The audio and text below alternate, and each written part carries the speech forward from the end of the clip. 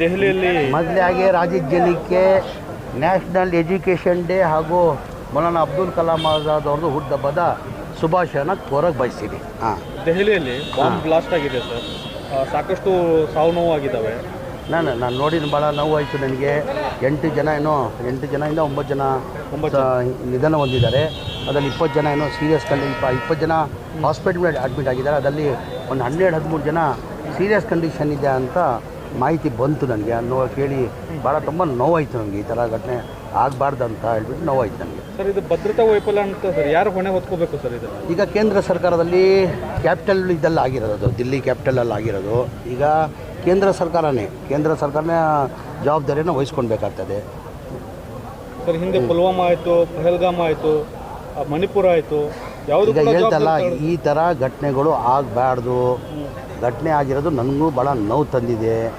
ಇದು ಎಲ್ಲೋ ಒಂದು ಕಡೆ ಇಂಟೆಲಿಜೆನ್ಸ್ ಫೇಲಿಯರ್ ಅನಿಸ್ತದೆ. ಏನಕ್ಕಂದರೆ ಒಂದು ವೆಹಿಕಲಲ್ಲಿ ಹೋಗ್ಬಿಟ್ಟು ಸಿಗ್ನಲಲ್ಲಿ ನಿಲ್ಲಿಸಿ, ಸಿಗ್ನಲ್ ಅಂತಲೇ ಆಗಿರೋದು ಈ ಘಟನೆ ಆಗಿರೋದು, ಸಿಗ್ನಲಲ್ಲಿ ಆಗಿರೋದು. ಈ ಘಟನೆ ಆಗಬಾರ್ದಾಗಿತ್ತು ಅಂತ ನನಗೂ ಮನಸ್ಸಿಗೆ ಭಾಳ ನೋವಾಗಿದೆ.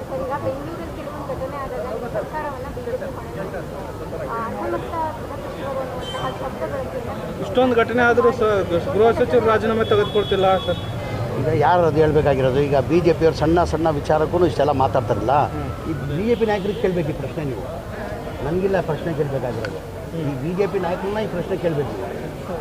ನನಗಿಲ್ಲ, BJP ನಾಯಕರನ್ನ ಪ್ರಶ್ನೆ ಕೇಳಬೇಕಿದೆ ಸರ್. ಹಿಂದೆ ಆಪರೇಷನ್ ಸಿಂಧೂರ ಮಾಡಿದ್ರು ಸರ್, ಸಾಕಷ್ಟು ಇದೆ ನೋಡಿ ಸರ್. ಇಷ್ಟೇ ನಾನು ಹೇಳೋದು. ನಾನು ಈ ಘಟನೆ ಆಗಬಾರ್ದಾಗಿತ್ತು, ಈ ಘಟನೆ ಆಗಿರೋದು ನನ್ನ ನೋವು ತಂದಿದೆ ಅಂತ ಅಷ್ಟು ಹೇಳೋದು ಬಯಸಿಲ್ಲ. ಬಿಹಾರ ಚುನಾವಣೆ ಸಂದರ್ಭದಲ್ಲಿ ಇಂಥ ಏನು ಸಂದೇಶ ಅದು ನೋಡಿ. ಈಗ ಮಾಧ್ಯಮದವರು ಹಿಂಗೆ ಕೇಳ್ತೀರಾ, ನಾವೇನಾರು ಅಂದರೆ ಅದೇ ಒಂದು ದೊಡ್ಡ ಸುದ್ದಿ ಮಾಡ್ತೀರಾ. ಈಗ ನೀವೇ ಕೇಳ್ತಾ ಇದ್ದೀರಾ ಈ ಬಿಹಾರ ಚುನಾವಣೆ ಹಿನ್ನೆಲೆ ಅಂತ ಅಂದರೆ ನೀವು ಮಾಧ್ಯಮದವರು ಅರ್ಥ ಮಾಡ್ಕೊಂಡಿದ್ದೀರಾ ಅಂತ ನಾನು ಭಾವಿಸ್ತೀನಿ. ನಾನು ಈಗ ನೀವು ಕೇಳಿದ್ದೀರ ಪ್ರಶ್ನೆ, ಅದು ಕಟ್ ಮಾಡಿಬಿಡ್ತೀರಾ. ನಾನೇನಾದ್ರು ಮುಂದೆ ಹೇಳಿದ್ರೆ ಅದು ಒಂದು ಹೈಲೈಟ್ ಮಾಡ್ತೀರಾ. ಹೇಳ್ತಾ ಇಲ್ಲ ಸರ್. ಈ ರಾಜಕೀಯಕ್ಕೋಸ್ಕರ ಯಾರನ್ನ ಇರಲಿ, ರಾಜಕೀಯ ಹಿನ್ನೆಲೆಯಲ್ಲಿ ಮಾಡಿದರೆ ಇದು ದೇವರನ್ನೇ ಒಳ್ಳೇದಾಗಲ್ಲ, ಯಾರಿಗೂ ಒಳ್ಳೇದಾಗಲ್ಲ. Okay sir, thank you.